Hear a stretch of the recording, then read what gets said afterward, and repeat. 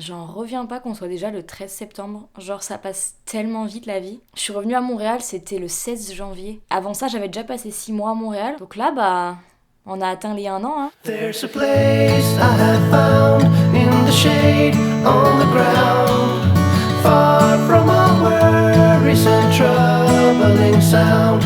When I go there to be by myself, only me. No one can guess what I came there to see. There's a sun in the sky, there's a cloud drifting by. All kinds of birds make Et you là, bah, c'est le moment de wish. me demander ça fait quoi d'avoir été à Montréal pendant 1 an. J'ai pas vraiment de réponse à ça, mais j'ai juste envie de discuter avec vous. Parce que c'est vrai que c'est un gros sujet pour les personnes qui viennent à Montréal ou qui ont envie de venir à Montréal, de se demander est-ce qu'on reste ou est-ce qu'on ne reste pas. Surtout pour les gens qui font un PVT. Un PVT c'est 2 ans. Donc la plupart des personnes se demandent à la fin est-ce qu'elles restent ou est-ce qu'elles ne restent pas à Montréal. Et même les personnes qui font leurs études ici, il y a toujours la question de est-ce qu'à la fin des études on reste ou est-ce qu'on rentre. La question va se poser pour moi, pas tout de suite puisque je finis mes études encore dans 1 an, mais je voulais juste avoir une petite réflexion sur ce que j'ai déjà fait ici, mon mindset du moment. Est-ce que je me vois rester à long terme? Est-ce que je me vois pas rester à long terme? Est-ce que je me vois partir directement à la fin des études? Rester un petit peu? Et c'est vrai que sur cette question, bah, on voit beaucoup de choses passer, je trouve. Autant sur YouTube que sur les groupes Facebook. On voit beaucoup de personnes qui posent la question oui, en ce moment, je vois beaucoup de personnes qui rentrent.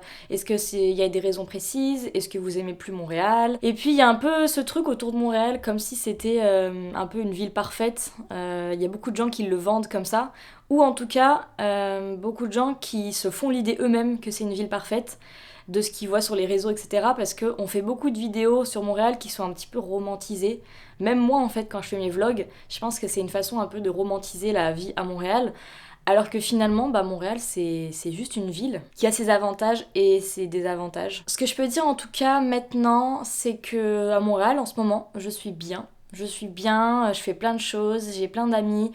J'ai plein de personnes vraiment cool autour de moi, je m'ennuie pas du tout, mon appartement est cool. Et les études surtout se passent très bien, j'aime beaucoup ce que j'apprends. Ça m'arrive des fois de juste me balader dans la rue et de regarder les gens autour de moi, d'entendre les Québécois parler, de voir la vie en fait, la vie de tous les jours ici à Montréal, de l'observer un peu d'un œil extérieur. Et dans ces moments-là, parfois je me dis mais est-ce que j'ai vraiment envie de faire ma vie ici? Le truc c'est que là, j'ai rien qui me retient nulle part.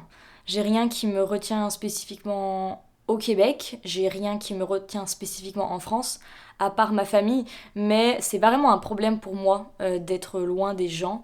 C'est pas quelque chose qui dans la vie de tous les jours me pose un problème, j'ai pas forcément ce manque des gens. Je vais aller filmer dehors parce qu'il fait beau, il fait chaud. Je suis un peu fatiguée puisque j'étais en soirée hier soir comme d'habitude, mais j'ai envie de sortir parce que là c'est les derniers jours de beau temps. Là on est le 13 et on va déjà être en automne, je crois que c'est le 21 septembre. Ça passe vraiment trop vite, la neige va arriver, après ça va être l'hiver, c'est assez fou. En plus, c'est le premier automne que je passe à Montréal. Ce qui peut paraître bizarre puisque j'ai dit que j'avais passé 1 an ici, mais en fait j'ai fait 2 hivers. Je suis arrivée 2 fois pendant l'hiver et je suis repartie pendant l'automne en France. J'ai hâte de voir les couleurs changer. D'ailleurs, on voit un petit peu les couleurs qui changent.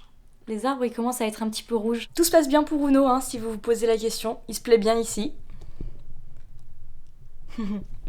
Toujours aussi gros, toujours aussi poilu et toujours aussi mignon.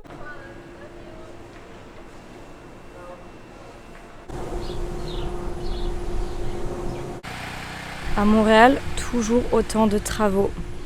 Surtout pendant l'été. L'hiver, ça se calme un petit peu, parce qu'il y a la neige, donc ils peuvent pas faire des travaux. Mais bon, ils en profitent pendant l'été, et c'est une catastrophe. Ça, c'est vrai que c'est pas toujours pratique, les travaux à Montréal.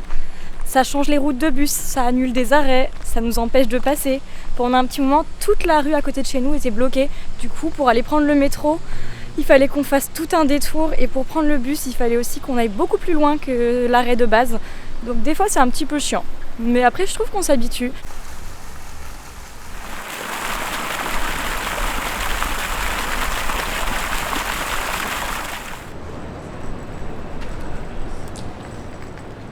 Montréal, c'est vraiment une grande ville et ça a ses avantages et ses désavantages. Mais moi, j'en trouve plus d'avantages. Le métro fonctionne quand même très bien. Il y a 4 lignes de métro, ça fonctionne quand même vraiment bien. Par contre, les bus, c'est un peu de la merde. Genre, il y a facilement des bus qui vont être annulés, qui vont changer de route. Donc parfois, ça peut être un petit peu chiant et un petit peu aléatoire, les horaires des bus. Mais personnellement, j'ai pas de trop gros problèmes. Mais j'ai des amis qui ont des très gros problèmes avec leur bus. Donc on peut pas s'y fier à 200%. Mais je trouve que c'est quand même assez facile d'aller à différents endroits en utilisant le métro. En tout cas pour ce qui est du centre de Montréal. Ça coûte quand même assez cher. Le tarif étudiant c'est 60$ et le tarif normal il me semble que c'est proche des 100$ par mois pour avoir les transports en illimité dans la zone A qui est la zone du Grand Montréal, pas les petites villes autour de Montréal. Donc c'est quand même assez cher, mais c'est vraiment utile quand même quand on est là si on n'a pas de voiture parce que c'est tellement grand qu'à pied c'est des très très grandes distances à faire. Je me retrouve beaucoup plus à marcher à Montréal que ce que je le fais ailleurs. Quand j'étais en France à Lyon, je marchais pas du tout. Pour moi marcher une demi-heure ça aurait été impensable, alors qu'ici à Montréal marcher une demi-heure je trouve que ça se fait vraiment facilement. Enfin, c'est quelque chose qui ne me pose pas de soucis, même avec de la neige. Donc ça c'est un mindset que j'aime bien. Je sais pas pourquoi je suis dans une optique différente quand je suis à Montréal à ce niveau-là. Pouvoir marcher pour aller à des endroits, utiliser plus le vélo aussi, puisqu'il y a aussi un système de location de vélo. Et ça marche vraiment bien. En été, vraiment tout le monde prend les vélos. Il y a quand même beaucoup de pistes cyclables. Donc ça c'est vraiment cool. Bon, des fois les travaux nous empêchent d'aller en vélo à des endroits. Mais à part ça, moi les vélos je trouve ça vraiment cool. Et maintenant ils ont même fait des vélos d'hiver. Ils ont mis des pneus d'hiver sur les vélos. Bon ça je suis pas sûre à quel point c'est safe. Le fait que ce soit une grande ville ça permet aussi qu'il y ait plein de quartiers très différents mais qui sont quand même accessibles de façon proche. Enfin, je m'explique. Moi par exemple j'habite dans le quartier de Verdun, c'est quand même très résidentiel et puis il me suffit de prendre le métro pendant 10 minutes et j'arrive en plein milieu des buildings donc ça fait vraiment une vibe un petit peu New York et tout ça. Et moi j'aime vraiment bien avoir le contraste des deux, pouvoir facilement être et dans la campagne et dans la ville. Parce que moi j'aime bien quand même être dans la nature, mais j'aime bien le côté un petit peu citadin, ville, tout ça. Là vous voyez, je suis venue me balader dans la ville. Et je sais pas, il y a toujours du monde dans la rue. Là, on est vendredi soir et il y a vraiment beaucoup de monde. Il y a plein d'écureuils qui font des petites bêtises à côté. Trop mignons, ils me déconcentrent. Ils sont tellement mignons, les petits écureuils, vraiment. Oh là, mais il y a plein de bêtes. Je me fais attaquer par les bourdons. Au secours. Je suis habillée en petite robe. C'était vraiment pas la bonne idée pour m'asseoir dans un parc. Mais je trouvais qu'il y avait un joli plan, il y a un bel arbre derrière moi et tout, plein de gens qui me regardent. Enfin bon, donc il y a quand même pas mal d'aspects de la ville de Montréal que j'aime bien. Un des aspects principaux, par exemple, là je suis dans un parc, c'est le parc de l'université McGill. C'est en plein milieu de la ville, en face de moi il y a les grands buildings et tout ça. Mais il y a plein de parcs en fait, plein de grands parcs, pas des mini-parcs, des petits parcs à chiens tout pourris comme on a dans les villes en France. Et ça c'est vraiment cool, il y a des arbres partout sur les bords des routes, devant toutes les maisons il y a toujours des arbres. Parce qu'en fait, il me semble que quand ils ont construit les maisons à Montréal, c'était obligatoire d'avoir une petite parcelle de terre devant la maison pour garder la nature ou quelque chose comme ça. Et donc, ça fait que ça s'est resté. Et il y a toujours beaucoup de verdure partout, dans toutes les villes, même au milieu des buildings. Donc, ouais, je trouve ça vraiment trop cool. C'est vrai que quand je suis retournée à Lyon, il n'y a que du béton. Il y a que du béton partout. Ils essaient de planter 2-3 arbres, mais c'est un petit peu ridicule. Et on perd un petit peu ce contact avec la nature. Ça fait un peu cliché dit comme ça. Mais vraiment moi j'ai ce truc je pense que c'est important d'avoir quand même un sort de contact avec la nature dans notre vie de tous les jours. Parce que quand on est enfermé tout le temps dans le béton et dans les buildings, on perd quelque chose mais on s'en rend pas compte. Je pense que c'est comme quand j'habitais à Guy Concordia, donc j'étais en plein milieu de la ville dans un grand building, etc. J'étais bien, mais je me rendais pas compte qu'il me manquait quelque chose. Et quand j'ai déménagé à Verdun, les petits plaisirs un petit peu quotidiens comme voir des petits écureuils, entendre les bruits de l'extérieur, être dans la nature, pouvoir sortir de chez soi et qu'il n'y ait personne dans la rue, juste pouvoir se balader, que ce soit pas un gros brouhaha constant. Moi dans ma vie de tous les jours en final ça me rend plus heureuse et ça c'est quelque chose qui est facile à avoir à Montréal puisqu'il y a beaucoup de quartiers comme ça qui sont très proches du centre mais en étant un peu plus calmes. C'est vrai que cette vidéo à la base c'était est-ce que je reste à Montréal ou pas. Là je suis en train de vous faire les points positifs et les points négatifs de Montréal, mais en même temps c'est ça quand je réfléchis à est-ce que je veux rester ou pas, la question c'est est-ce que c'est la ville qui va me faire rester, puisque si je pense en termes de ville, j'aime bien la ville de Montréal comparée en France, il y a plein d'aspects que je préfère, mais en même temps je suis née en France et donc j'ai toujours ce petit attachement à la France que forcément je ne pourrai jamais retrouver à Montréal. C'est pas forcément une question de ville en elle-même ou de la nourriture ou des gens, c'est plutôt une vibe générale, l'ambiance France quoi, qui est différente ici. Mais est-ce que je la préfère ou est-ce que c'est juste de la nostalgie ? Je ne sais pas. Mais là je pense que j'ai un petit moment aussi pas de remise en question mais juste de réflexion, puisque j'ai pas mal d'amis qui étaient en échange l'année dernière à Montréal avec moi, donc avec qui j'ai fait plein de trucs, et qui là viennent de rentrer en France puisqu'ils ont fini leur échange universitaire. Et savoir que mes amis qui étaient avec moi il y a quelques semaines sont maintenant en France, je sais pas, ça m'a fait sentir... je me suis dit, c'est vrai que c'est quand même cool la France et que finalement, ce qui compte, c'est peut-être pas l'endroit et le pays, c'est plutôt les gens avec qui on est. Mais même ça, je suis pas sûre. Hier soir, j'ai eu cette discussion avec une amie à moi, on allait boire un verre. Elle me disait que justement, elle pensait que l'endroit était plus important que les gens avec qui on était. Et que en fait, dans tous les cas, les gens, on peut en rencontrer des nouveaux, n'importe où on est. Et c'est vrai que c'est une bonne réflexion. Moi, je pense que ce qui pourrait me faire rester ou me faire aller en France, ça pourrait être les personnes que je rencontre. Par exemple, si je rencontre quelqu'un, je pourrais totalement rester à Montréal avec cette personne. Mais si je rencontre un Français, par exemple, je pourrais totalement être en France avec cette personne. Je pense que dans les deux cas, je pourrais être heureuse. Puisque ce qui compte, j'ai l'impression pour moi, c'est plutôt les personnes. Mais peut-être que si je rencontre quelqu'un qui me fait rester à Montréal, ce serait plutôt une bonne chose. Puisque j'aime la ville, j'aime l'endroit et peut-être que je pourrais m'y projeter. Il y a quelque chose qui me fait que je me projette plus ici, surtout au niveau de l'ouverture d'esprit. Les gens sont beaucoup moins dans le jugement et ça se ressent sans même parler aux gens, juste quand on se balade dans la rue. Là par exemple, je parle à une caméra dans la rue, en fait tout le monde s'en fout, tout le monde s'en fout, personne ne me regarde. Alors qu'en France, si je sortais ma caméra à Lyon et que je commençais à me filmer, je pense qu'on viendrait me voir ou bien on me ferait des regards un petit peu... pas méchant, mais on sent du jugement en fait, le jugement à la française. Tous les Français, on est comme ça, on est dans le jugement, mais ça crée une vibe un peu négative. Et c'est vrai qu'ici, je le ressens beaucoup moins. On peut sortir habillé comme on veut, n'importe comment, super sexy. Enfin, personne ne va jamais nous déranger, nous faire des réflexions. Et ça, c'est un climat qui est vraiment, vraiment cool. Et je trouve que même du coup, grâce à ça, on voit beaucoup de diversité dans la rue. On voit vraiment des gens mais habillés de toutes les façons avec des styles hyper originaux. Enfin, tu sens qu'ici c'est une grande ville quoi. Et au niveau professionnel, je me projette plus à rester ici. Je pense que c'est parce que je suis en train de faire mes études ici et que du coup tout ce que j'apprends tous les fournisseurs, les vocabulaires, etc. Version québécoise, j'apprends tout en pied-pouce. Et puis c'est vrai qu'on regarde beaucoup les sites de fournisseurs qui sont sur Montréal pour pouvoir aller voir les magasins, etc. Et peut-être que c'est pour ça que je me projette plus ici pour l'instant. Mais c'est vrai qu'en France, j'ai du mal à me projeter professionnellement. Je ne saurais pas dire exactement pourquoi. C'est peut-être moi-même qui est un truc qui me bloque par rapport à la France. Des fois, je me dis que c'est un petit peu plus profond. Peut-être que c'est comme mon passé n'a pas forcément été toujours très heureux. Enfin, ça a été un peu compliqué mentalement. Et peut-être que je rattache ça à la France, alors qu'à Montréal, ça a été plutôt que du développement. En fait, quand je suis ici, c'est pas toujours tout beau, tout rose, mais il y a quelque chose qui fait que quand je suis ici, j'apprends toujours des nouvelles choses à propos de moi-même, à propos de mes relations avec les autres. Et même si c'est des mauvaises expériences parfois, ça me fait vraiment avancer plus vite dans ma réflexion et dans ma personne. Et ça, c'est quelque chose quand je suis en France, en tout cas quand je suis à Lyon, que j'ai l'impression que je suis un peu en stagnation, qu'il se passe un peu rien et que je vis ma vie un peu en mode automatique.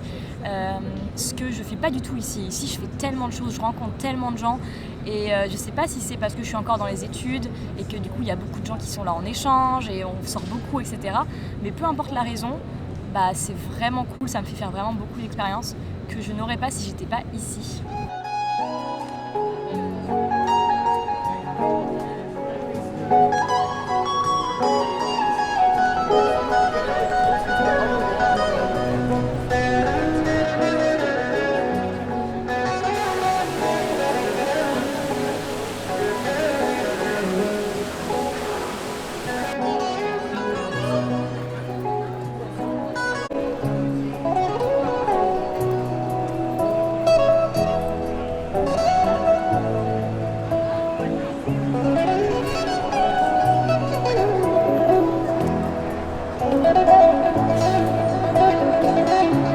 Je suis allée faire un tout petit peu de shopping et du coup ça m'a fait penser, quand je suis arrivée à Montréal, j'avais trop du mal à trouver où acheter des habits. C'est pas du tout pareil qu'en France forcément, mais il y a beaucoup moins d'enseignes de vêtements comme il y a en France. Enfin ici il y a les vêtements basiques, il y a H&M, Zara par exemple, mais sinon il n'y a pas beaucoup d'autres enseignes de fast fashion je trouve. Il y a Ardennes, c'est là où je suis allée, mais j'y suis jamais allée avant. C'est vraiment de la fast fashion de mauvaise qualité Ardennes. Et sinon, je trouve qu'il n'y a pas beaucoup de choix. mais ça a un point positif, c'est que ici je vais beaucoup plus acheter mes vêtements dans des friperies, parce qu'il y a beaucoup de friperies à Montréal qui sont vraiment cool, où il y a vraiment des bons vêtements. Donc principalement là j'achète mes vêtements en friperie. Quand je vous disais qu'il y a plein de parcs genre en plein milieu de la ville, regardez, genre ça fait un petit peu comme à New York avec Times Square, mais enfin en minuscule, mais juste pour dire qu'on est au milieu des buildings et qu'il y a quand même des parcs. Genre regardez tout autour, si je lève la tête, et ben il y a tous les buildings. Mais ça c'est vraiment sympa et il y en a vraiment partout à Montréal. Et aussi il y a encore plein d'écureuils. Vraiment ici les écureuils c'est l'équivalent des pigeons, hein. Il y en a de partout. Et il y a aussi pas mal de mouettes, puisque finalement on est proche de l'eau quand on est ici. Et donc il y a quand même des mouettes qui remontent de l'océan. Je sais jamais. C'est l'océan ? Oui. Je sais plus. Enfin bref, en tout cas.